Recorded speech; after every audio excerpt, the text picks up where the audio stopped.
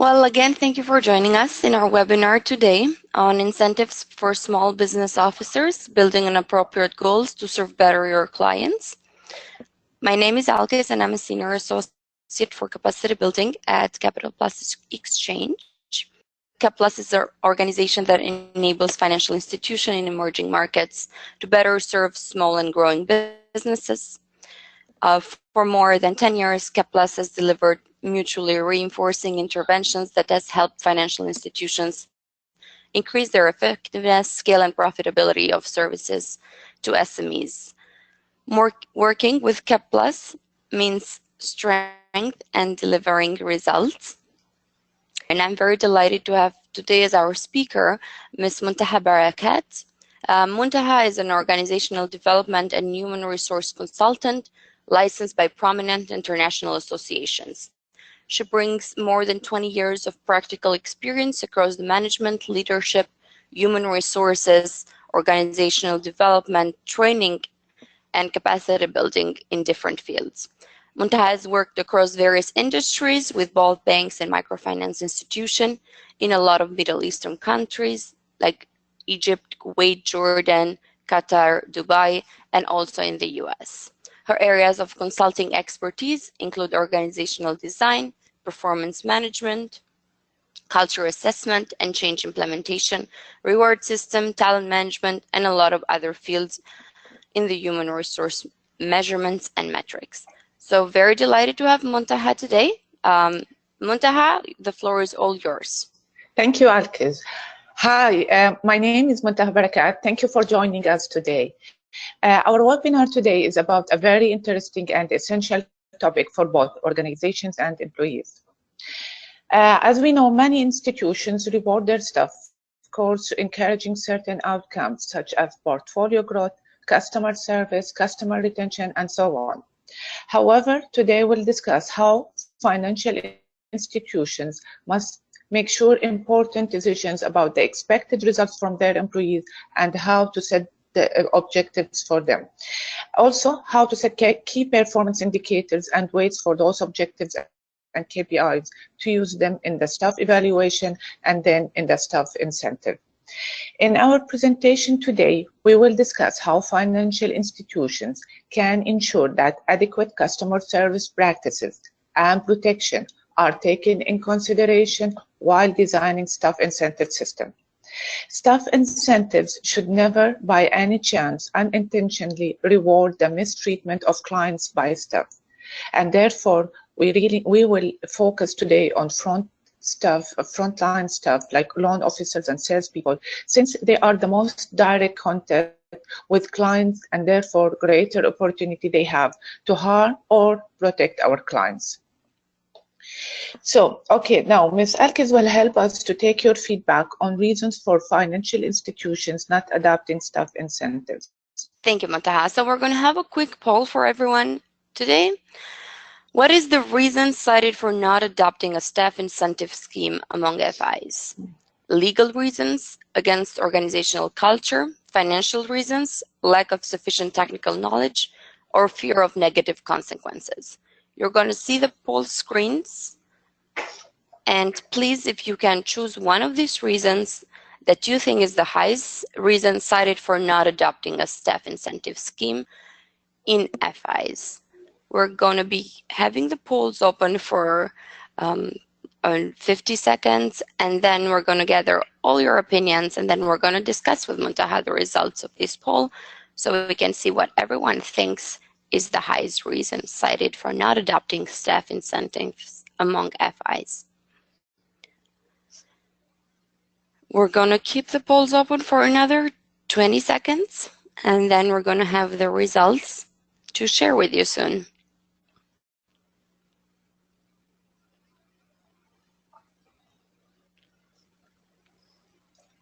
So as the results are coming in, I'm going to share with you immediately and also with Muntaha to discuss.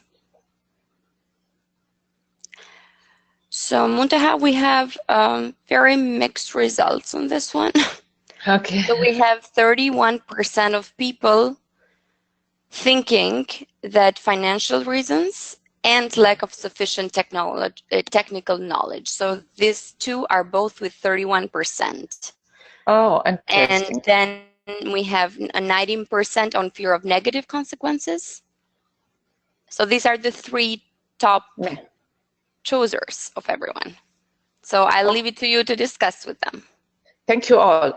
Interesting. Let me tell you that most of the CEOs, HR, and operation managers cited that the reason is their own concerns of not having sufficient technical knowledge. Since they do understand the huge impact of the incentive system on the organizational culture, also aware that the employees will motivation and retention, it will be affected, and also the financial impact of the organization on the organization. That's why they are worried from not having sufficient technical knowledge, and by then all these factors will be affected. Thank you, Alex. And now let's move for the performance management system as the first step for incentive system. So the first step for incentive system is the having a performance management system, which should focus on two areas. First, the objectives, the desired results required by all employees. And the second part is the behavioral requirement, meaning that it is about what the employees have to do and how they will do it to ensure the success of the organization and achievement of the organizational objectives. The second step is setting objectives. It is important that strategic organizational objectives are cascaded from top to bottom, meaning that individual objectives are linked to the organizational one. When setting objectives, there is a number of key questions we need to consider. First, are personal objectives aligned to the strategic objectives? Second, the appropriate key performance indicators, was it identified and selected? Third, the objectives and key performance indicators, does it pass the SMART criteria? Those questions need to be answered to ensure that we have effective and efficient process for setting objectives. Again, here I will ask Ms. Alki to help me to take your feedback. Please, Ms. Alki. Yes, sure. So we're going to have another quick poll. And this time is the question for you is, what is the strategic objective that you're going to see in your polls is the most important for any FI?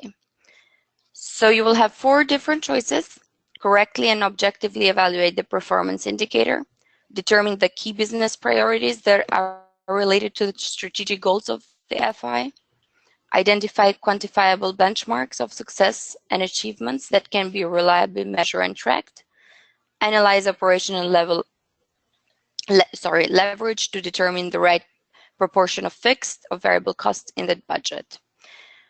So you have these 4 choices. Please vote, and we'll keep the polls open for another 30 seconds. And again, we're going to discuss the answers to this poll and what everyone thinks, because we got very interesting mix of percentages.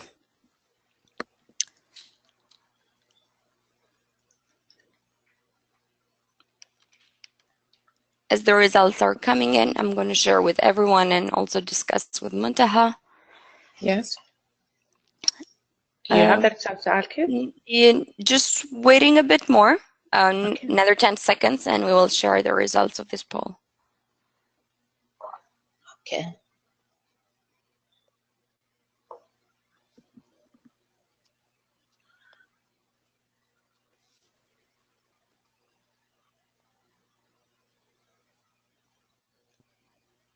Okay, so again, in this poll, we have 2 of the choices that got really good percentages. So 53% identify quantifiable benchmarks of success and achievements, and 41% determine the key business priorities. Muntaha, I'll leave it up to you. Thank you all. Yes, it is, since it is identifying measurable benchmarks, since the strategic objectives are an important tool to measure the success and achievements of the organizational performance. And then accordingly, performance indicators are developed to measure those strategic goals. So we'll move for now. Next step is after determining and evaluating objectives and KPIs in the organization and individuals level is rewarding performance. So after we set our performance management system, put a mechanism to set our objectives, which are the employees' objectives, which is stemmed from the organizational objectives, and the mechanism for evaluation. Now we need to determine and evaluate the rewarding, how to reward the performance.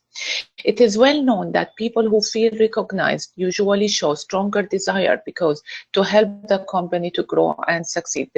Therefore, it is important to have an incentive program that is linked with performance, because it would increase the employees' engagement and also accordingly the overall organizational performance. Another important issue that employees should be involved in the process, because it allows them to think like a business owners, and we all want our employees to think like a business owners. However, before an incentive or rewards program is implemented, the organization's core purpose must be defined. I mean, leaders must establish the goals, align the rewards to meet the organizational needs, and make sure that the incentive programs are practical and also, most important, achievable by the employees. Now, another important issue is defining incentive schemes objectives. Why we want to set an incentive scheme. Before designing or even redesigning incentive schemes, we must be clear about the incentive scheme's objectives. This will depend, of course, on the institution mission, vision, and the strategic goals, and also the organizational culture. If the incentive scheme is meant to balance social and financial goals, then the financial institution also needs to define its social goals and quantify these goals as precisely as possible before setting the incentive scheme.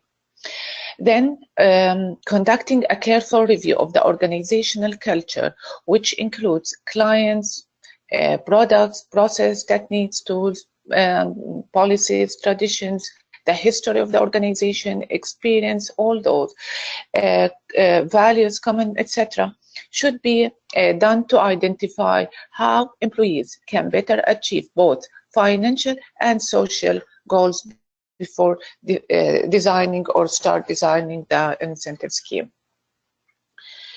Now, we need to focus on incentive system for frontline staff, because managers must be aware that the importance of balanced incentives, meaning incentives that balance financial performance with strong customer service practices. Unfortunately, most incentive schemes are designed to meet two main goals: financial performance and scope of outreach. Scope of outreach, I mean here the number of customers. And therefore, unfortunately, little has been done to address depth of the outreach. For example, targeting poorer segments of customer. I know while it's easy to design incentives that focus on productivity and the achievement of financial goal, it is kind of difficult to provide staff with powerful incentives to achieve customer service and social goals, because it is difficult to measure the achievements of customers and social related goals in the short term, or even to monitor them on regular basis. However, incentives can be designed to enhance both productivity without ignoring customer and social goals. Let me hear one real example of how FAMA, Financial Service in Managua, had problems with its existing incentive system. which caused high turnover of employees' rates and even employees' dissatisfaction. Since less than 40% of loan officers were qualified for incentive in that previous year due to strict conditions and high minimum benchmarks, FAMA had to adjust the qualifying conditions, and accordingly, higher percentage of loan officers were able to receive incentive, projected at 60%, comparing to 40% of previous year. They set the benchmark for incentive qualification slightly lower than the performance target to ensure that employees received compensation for their hard work, even if they did not reach the target. The results was an increase of almost 20%, and this percentage of variable salaries was also reduced, which allowed FAMA to manage fixed and variable costs more efficiently.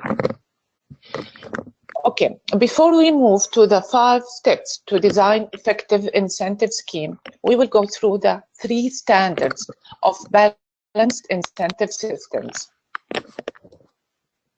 First standard, incentives are offered as an addition to fair salaries and do not represent a high proportions of employees' compensation, meaning fair compensation is the foundation of any balanced incentive structure.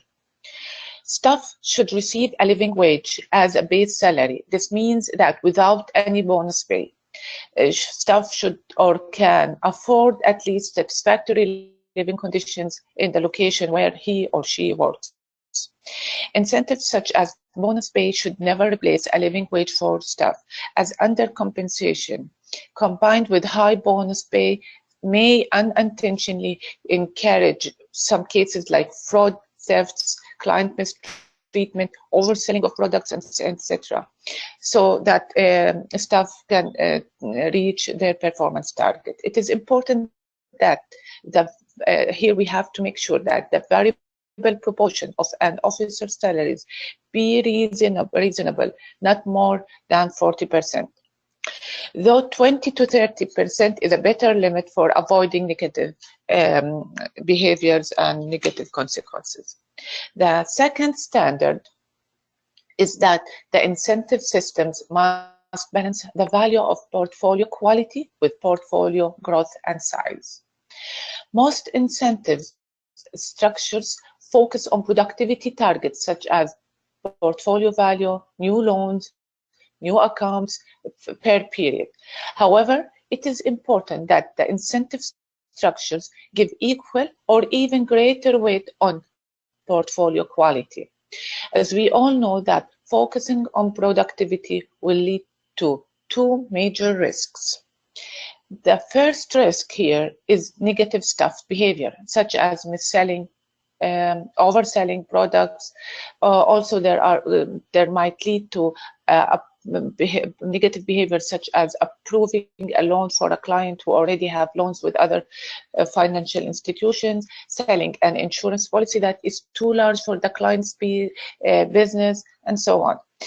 And many other negative behaviors that will eventually reflect negatively on the organization reputation and also on the organization credibility in the market.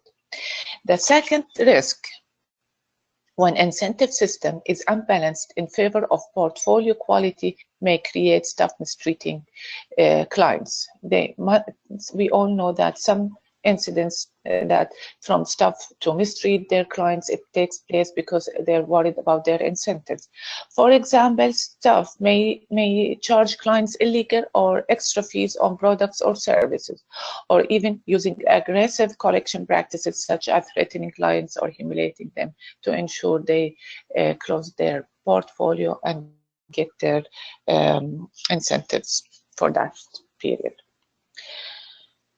Even though the PAR, portfolio at risk, is an important indicator for loan portfolio quality, incentive structure that overemphasize the PAR may promote aggressive collection practices such as threatening, I said that, shaming clients, etc. Therefore, financial institutions must ensure that PAR is not the only portfolio quality indicator and do not use a policy of zero tolerance, acknowledging that even very skilled and trained field staff will encounter sometimes clients who cannot or maybe will not repay their loans. Here in these slides, we present an example of PAR as a portfolio quality indicator at ASCII in Philippines, which is a non-profit organization for microfinance and small to medium enterprise. As you can see, field officers may have up to 5% PAR in their portfolios before losing any portion of their bonus. This allowance for PAR was chosen based on market conditions and the institutions understanding that unrealistic targets put unjustified pressures on field officers that may lead or reflect to client harassment. Also, now in this slide, the table provides a simple example of incentive system that balances portfolio growth and size with quality. And as you can see, it is modeled by the objectives and their indicators and how they set weights for each indicator. This is used by COOPAC Microfinance in Peru. Moving to the third standard, which is frequent measurement for the effect of the incentive system on clients. We should admit that well-designed staff incentive systems are still limited in their ability to influence positive staff achievements and behavior. Even when an incentive system is used in conjunction with fair-based salaries and balancing in portfolio quality and growth and size, it requires careful monitoring by the institution to ensure that it does not create unintended consequences for customers or that other negative consequences that would require adjustment to the current incentive systems. Given the complex nature of designing an incentive system, most financial institutions choose to pilot a new system and make then adjustment over time, which is very good. Market or institution changes such as high growth, staff turnover, or even market overload capacity. What else? Additional complexity to that will introduce for sure complexity to the task of maintaining balanced incentives. Here, therefore, I would like to point out that it's not the HR or the operations' sole responsibility to maintain an effective, balanced incentive system. In this table, you can see that internal audit as well has huge responsibilities, or could be a risk management department in other institutions in this area. In this table, in this slide, you can see that this table clarifies the factors which internal audit or risk management should focus at and the source of the information they can, where they can obtain the information and data, which help them in their audit process. Okay, let's look, for example, to audit and examine the staff treatment factor. Audit can obtain valuable information and data from the client complaint system, also from client surveys, staff disciplinary reports, client feedback, and so on for other factors as it's shown in this table. Also, the intention to ensure that the system is not creating unintentional negative consequences, senior management should use this information in addition to market information to ask some essential questions presented in this table.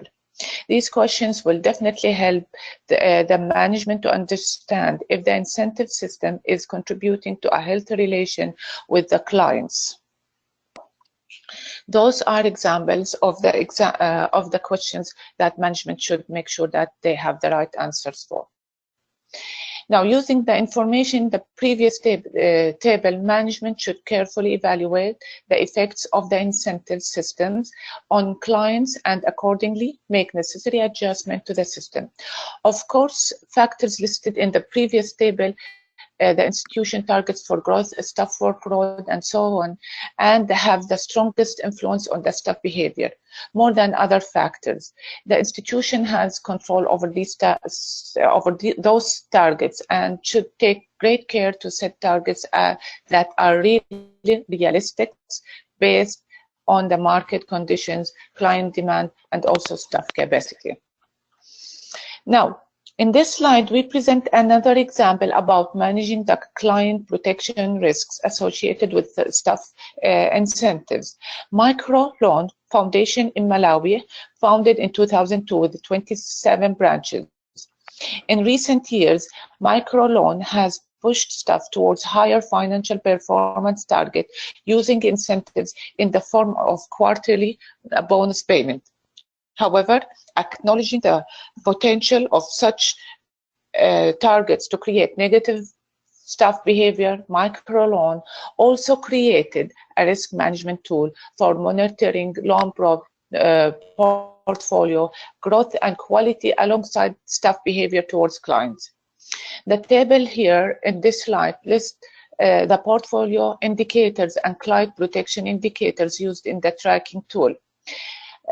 Please note that this is not the list of indicators used to reward the staff, but it is a list of the indicators used to monitor the effects of incentives system on client protection practices. Now, after we have reviewed the standards of effective incentive system and the associated risks, we will now go through the 5 steps to design effective incentive systems. Before we start with step 1, I will ask Ms. Alkis going to again help me to do this poll. Take your feedback about the most important resource for the institution to consider when they are planning to design incentive. Ms. Alex, can you help me? Sure. So we're having another poll, and the question is, what is the most important resource to FIs may use when designing their staff incentive schemes? You will see the quick poll in your screens right now, and please choose one of the 4 options. So other institutions, published material, consultants, online resources. We'll keep the polls open for 50 seconds, and then we're going to discuss with you the answers of the poll, and with Muntaha, of course. So what is the most important resource the FIs may use when designing the staff incentive schemes? Other institutions, published material, consultants, or online resources. We're going to keep the polls open for another 15-20 seconds, and then as we get more replies, we're going to share with you.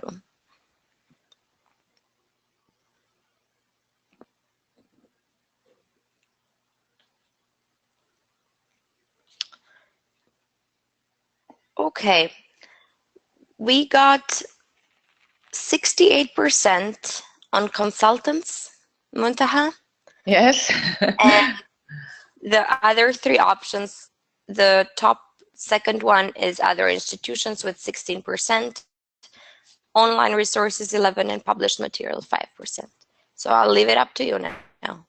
Okay, actually all the resources are important to consider. However, mainly the consultants, but however, the main important resource is other institutions and their current practices. Since, to be realistic, they would be your competitors in the market competing for both your clients and employees. Of course, the second is the consultants, because they have the data and the knowledge and expertise as well.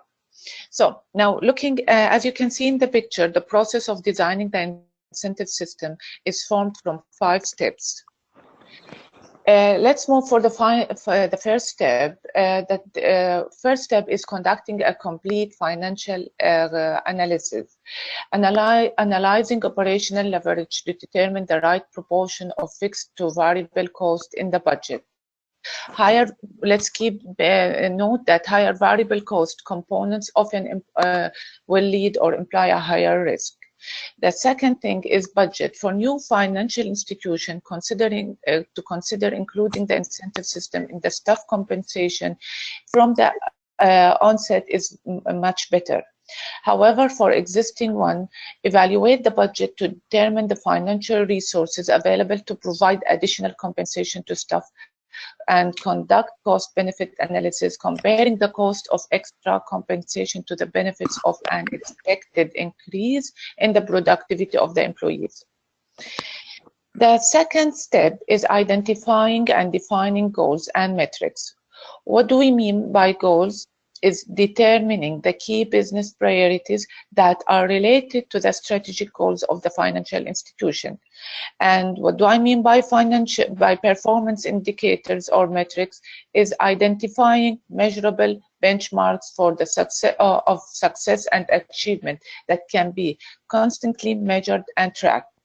In the table here we show an example from my microbanking bulletin in 2016 of how to set both objectives and corresponding performance and indicators and metrics altogether. Again, another quick poll with Ms. Alkes, please.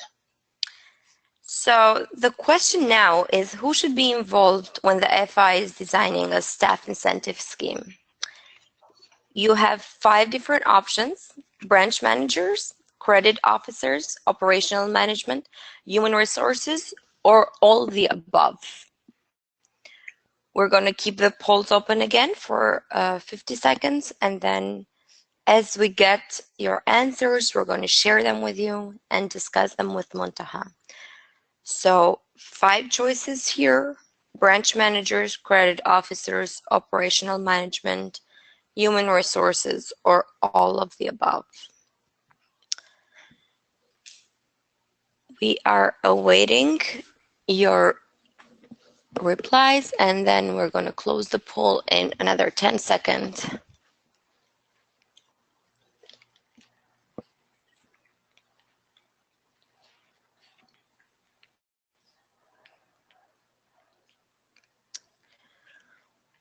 Okay. We got a 90% of the respondents saying all of the above. All of the above. I agree with them. All of the above.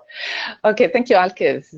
All of the above. All are important to involve them in designing the staff incentive scheme. Thank you.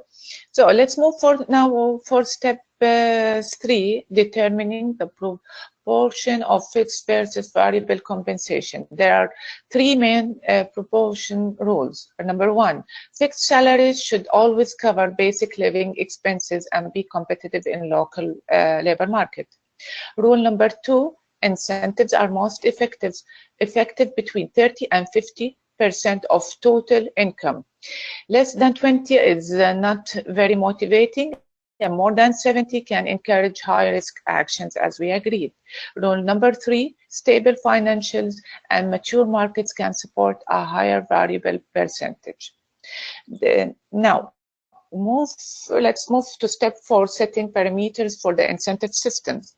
Financial institutions should keep parameters for incentive systems relatively simple by having a few clear indicators. Incentive calculations should be simple and transparent for all employees, so employees can understand how their rewards are calculated and can even calculate their own incentives. The main 3 parameters, variables, the key indicators that combine to evaluate an employee's performance against predefined targets. Weights, the proportion or weight of each variable should be adjusted depending on the employee group and carrying goals of the financial institutions. The conditions, there are certain minimum levels of performance that staff are required to meet to be eligible for their incentives. Yet, over time, conditions should be more stricter to motivate constant improvement.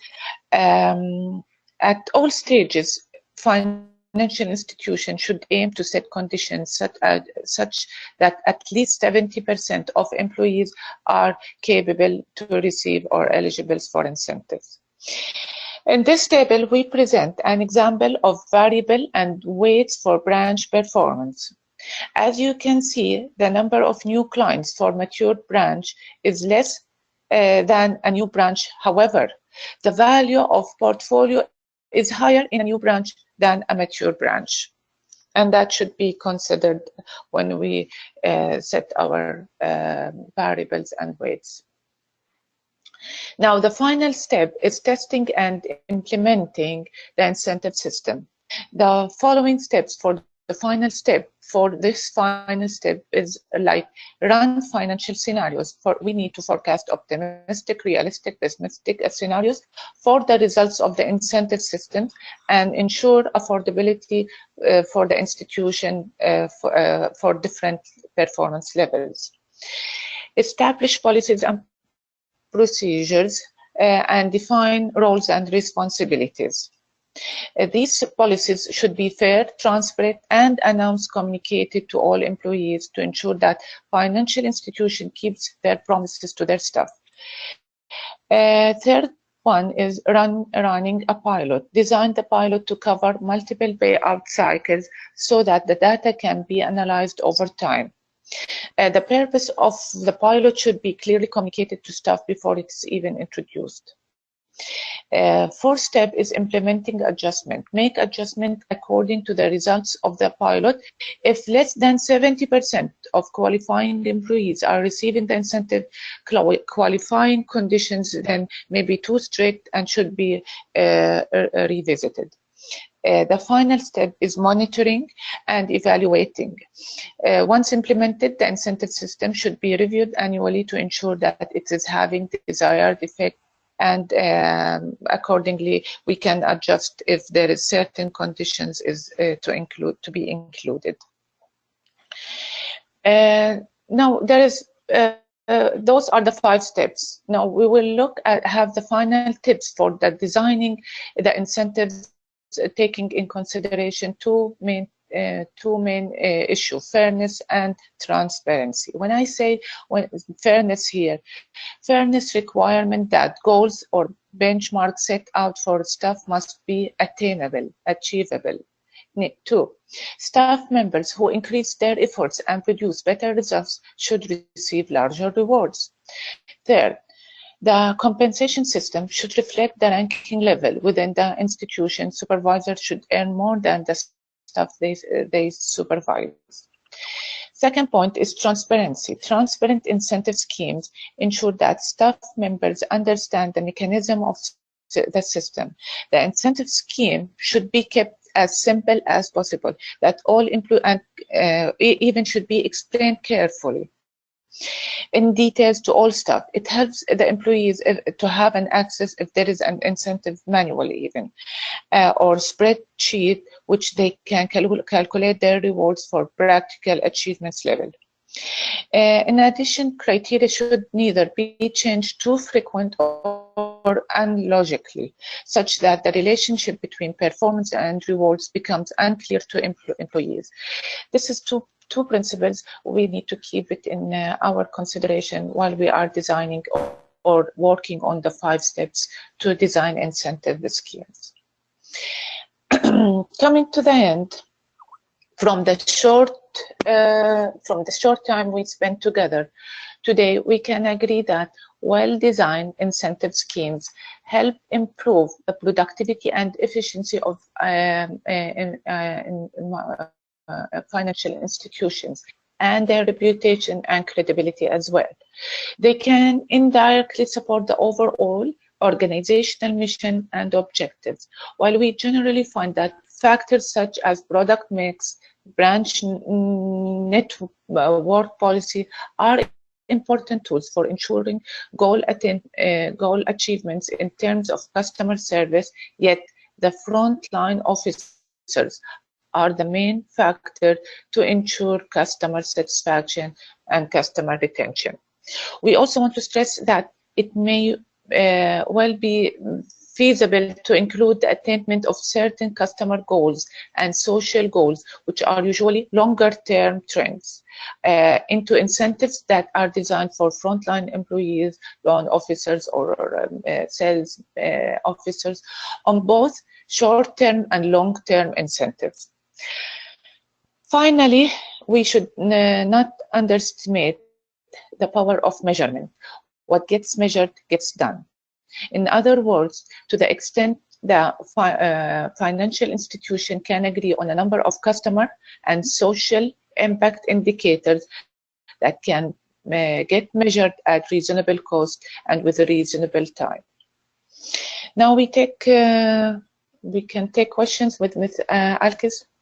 Thank you, Muntaha. Thank you for your presentation.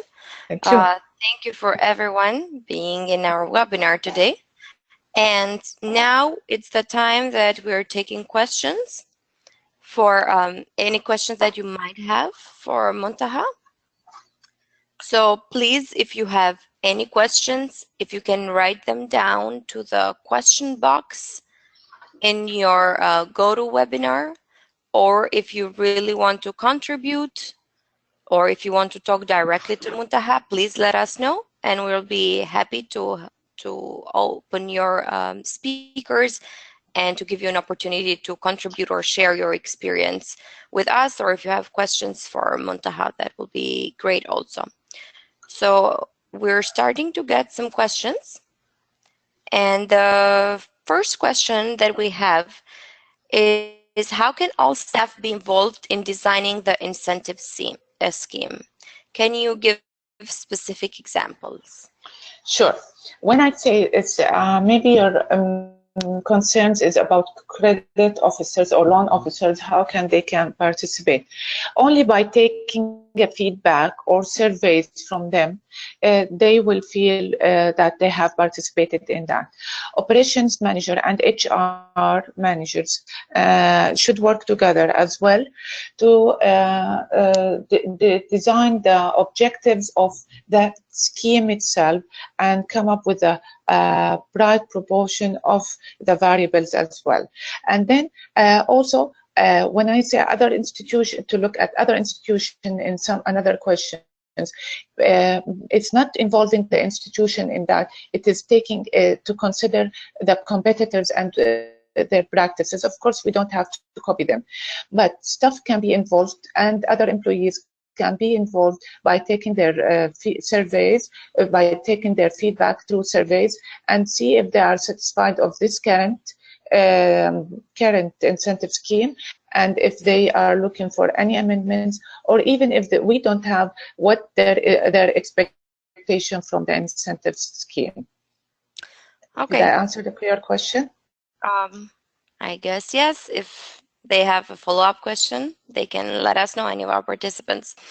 The second question that we just got is that usually for FIs, we have seen that they pay more attention to volume of loans when putting together an incentive scheme.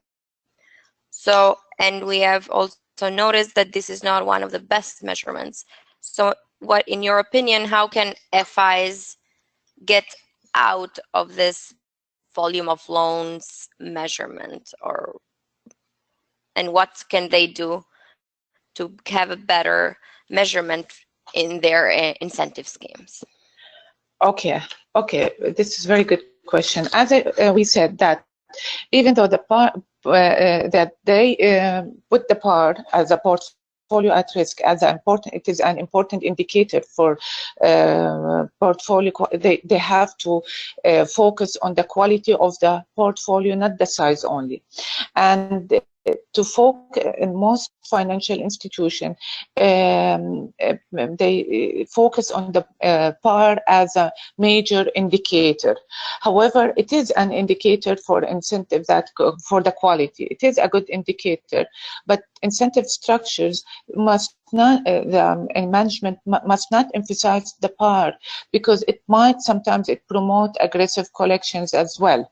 They have to ensure that it is not the only portfolio quality quality indicator. They have to ensure that the policy of zero tolerance is not used as well, because the policy of zero tolerance, this is very important in what push employees for, as you said, bad treatments or bad behaviors. Also, they have to make the par up to 5% sometimes, or even less. That will help help employees not to lose their indicators. This is how they can make sure that this is not the only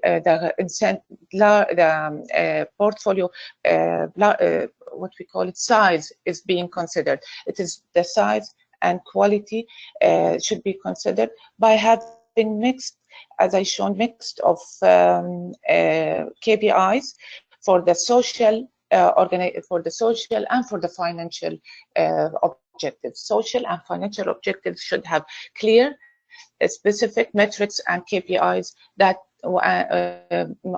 employees are being rewarded for. Thank you, Muntaha. And one of our participants asked a follow-up question to the one that we're talking about, like the incentive schemes and like the measurements for it. So how many incentives is good in your opinion? Because we have seen a lot of schemes that have 5 to 10 metrics, which sometimes seem too many. Like, in your opinion, what are like the top 3 metrics? Let's say. Okay, no, 5 to 10 usually is too. It is a bit too high, and it confuses the employees, and they cannot understand what they are being rewarded for. So what I think that there has to be the top or the 3 is I understand the financial aspect is the growth, number of or the outreach, the financial performance. The outreach should be one of them. Number of customers, that should be the outreach as well. However, the PAR itself, the second one, how to the PAR itself, the portfolio, as the quality of the indicators, the quality of the employees, and the employees' the retention and satisfaction of the customers or clients themselves. It is important. The customer service and social goals is one of the indicators in there, the measurement achievements. Okay, great. Thank you, Muntaha. We have received some other questions, so we have another 10 minutes to tackle all of them, if we can, but I'll go ahead with the next one. And this asks more for your opinion on this comment that we got from one of our participants today. They say, thank you very much for your informative webinar. A good source of ideas for the social indicators for an incentive scheme could be the SMART campaign and their client protection principles. I guess some mention is due to non-financial incentives, which need to be in place alongside financials. Yes, I agree with you. Social indicators is very important, and it is very difficult to design them or to measure them. But however, as the participant, thank you for his participation. As he said, there is a SMART campaign. You can there is many tools in the SMART campaign that you can use it to measure it or to understand what.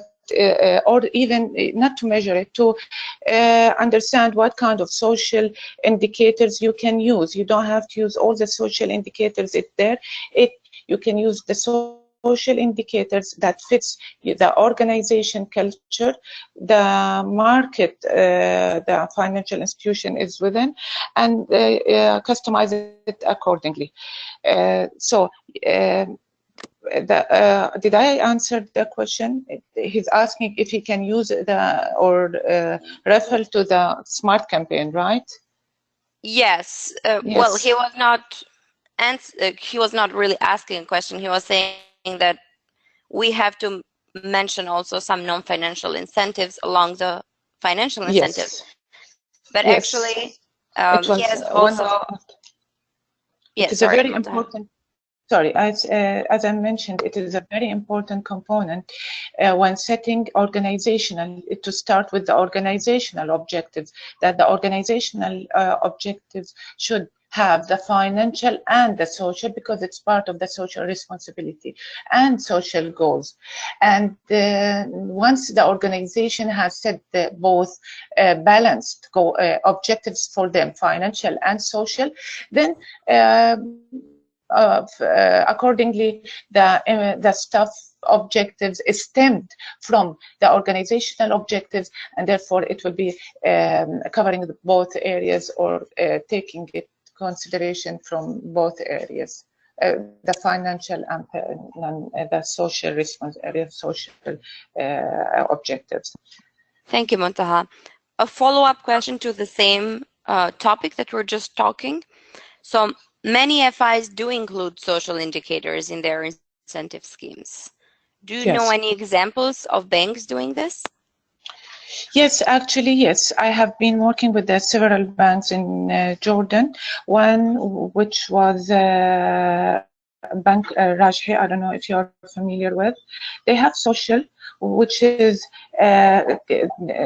social, and the Arab Bank. That the social is they pay, or they put more value, or for the reason for the loans they give for three categories: the education loan, and then I think the women and the poor from poorer areas around the country.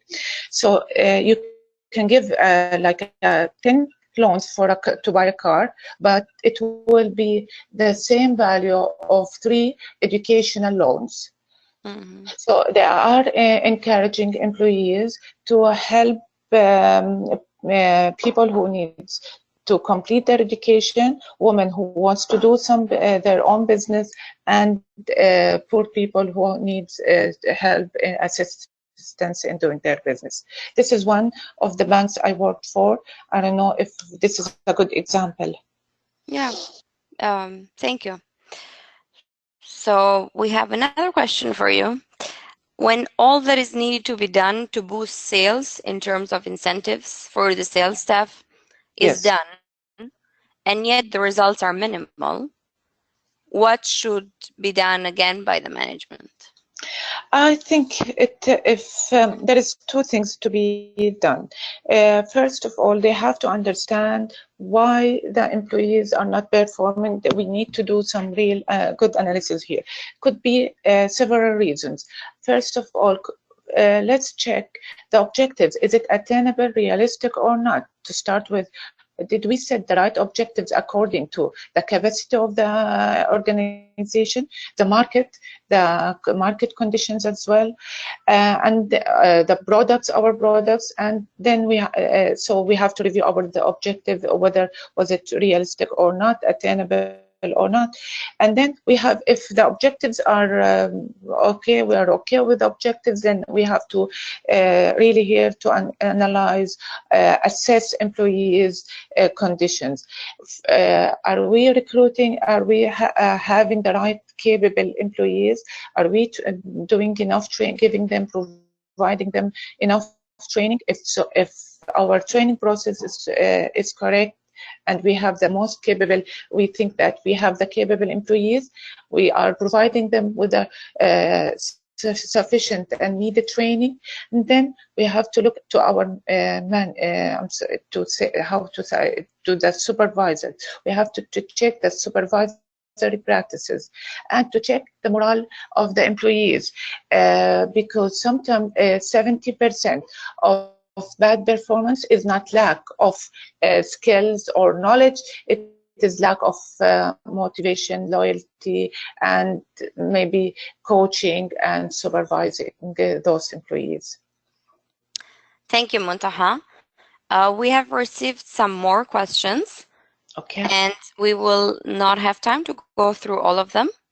Okay. So I'm just going to tell all of our participants that any questions that is not answered today, it's going to be answered in our LinkedIn page. So all the questions will be answered, but we're going to proceed at the LinkedIn page for that. So we have Can we take one? Yeah, that's what I was going to say. We just have some time for one question. And the question that we have for the remaining 3 minutes is, what do you think it will take an FI, like in resources, financial, and time, to put together an incentive scheme if they do not have any? Actually, let me be honest with you. It's not an easy mission at all. It needs, as we said, we need to check the budget, to make a financial analysis, to study the market, to check with our competitors, and to understand, to decide. There are many decisions that needs to be analyzed and taken in consideration for the management, and many questions to be answered. One point here, it's recommended to use consultants, not because of the lack of knowledge of the HR or people you have, but because consultants have maybe various experience of implementing different incentives. This could be a good resource. And yes, it consumes a lot of time. It needs efforts, and even if you have a consultant, that does not mean the consultant will be working by the cost of the consultant and the time of the management will be it's all calculated. So but it's worth it because it affects the main and only important resource for the organization is the human resource. It is the incentive is reflected of will be reflected on employees' morale, employees' loyalty, productivity, performance. So it will all be paid back for the organization, but it needs time, efforts, and budget to do that. But once it is set, reviewing that, it will be a pilot project, but the reviewing will not take the same resources or time or efforts. Thank you, Muntaha. Thank you to everyone being here today in this webinar, and we expect you in our next webinars if you're interested. CapPlus has webinars almost every month, so please check our website for the next dates and the next webinars that we're going to have throughout this summer. Thank you, Muntaha, for being here. Thank you for your great presentation. Thank you for all.